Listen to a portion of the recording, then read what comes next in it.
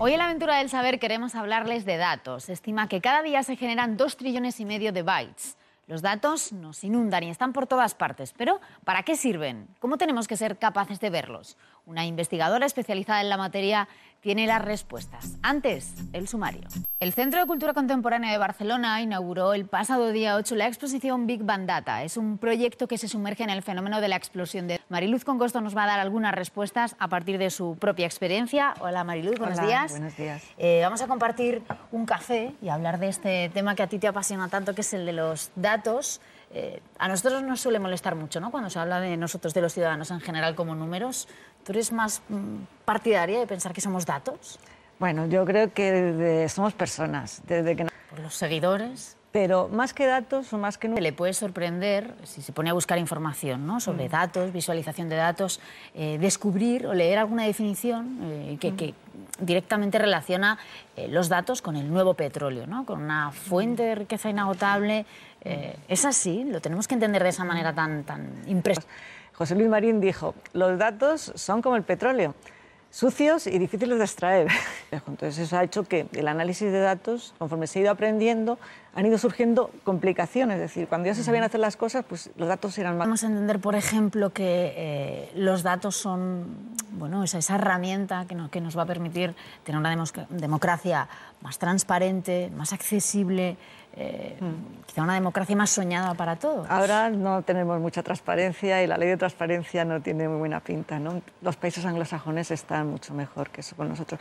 Pero lo que sí son muchas ganas. La gente, no, grafos de relaciones, igual que en redes sociales, pero quién estudió con quién fue un compañero de pupitre, dónde, en qué empresas coincidieron, y da una información muy interesante y van desarrollando poco a poco ese mapa de poder. Y luego también los indultos, que es un tema que preocupa porque a veces hay indultos que no nos explicamos. Bueno, pues se han elaborado con datos del boletín, pues haciendo... La empresa, lo es el mundo de la política, sí, el mundo académico, el mundo científico, sí, ¿todos?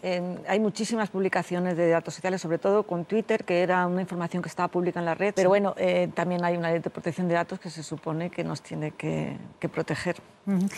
El debate ético es inevitable, ¿no? Muchas veces te habrán preguntado, ¿y de quién son los datos? Porque hablamos de los datos como algo que está ahí, como algo que yo, casi sin darme cuenta, expongo. ¿Cómo lo ves? Los datos... Vamos a afinar un poco más. Vamos a hablar de datos sociales, que es un poco tu campo de acción.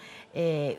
Explícanos un poco, ¿no?, qué incluye esta denominación, ¿no? ¿Cómo llegaste tú hasta allí?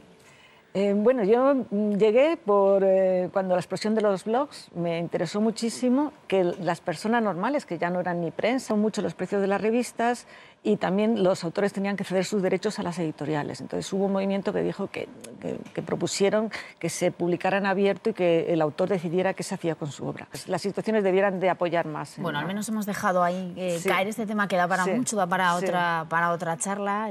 Les presentamos ahora La niña gorda, un peculiar libro a caballo entre la novela y los mini relatos que tenemos que agradecer a Mercedes Abad y que en el fondo nos invita a pensar en el patito feo y en lo que se sufre al verse diferente. Según Mercedes, todos nos hemos sentido así alguna vez. La niña gorda del libro se llama Susanita y Mercedes nos quiere contar su historia.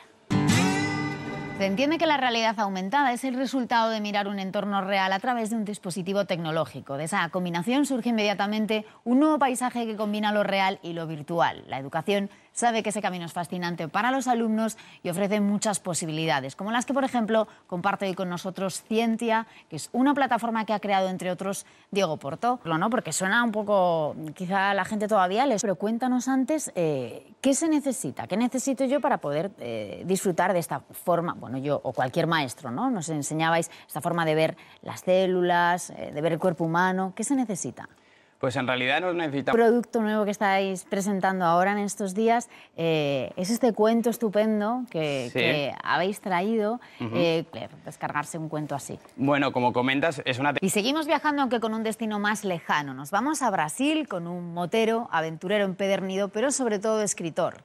De Miquel Silvestre se habla especialmente, destacando que se ha atrevido a cumplir su sueño, a dejarlo todo para dar varias vueltas al mundo buscando rescatar historias olvidadas. Hoy está satisfecho, visita una pequeña aldea guaraní, uno de los pueblos que más sufrieron por culpa de la avaricia colonial.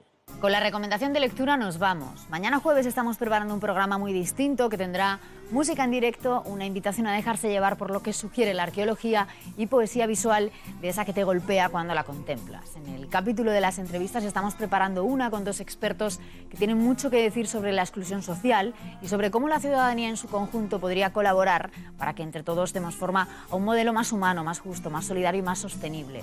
Es un tema fascinante, no se lo pierdan en La aventura del saber a partir de las 10. Adiós.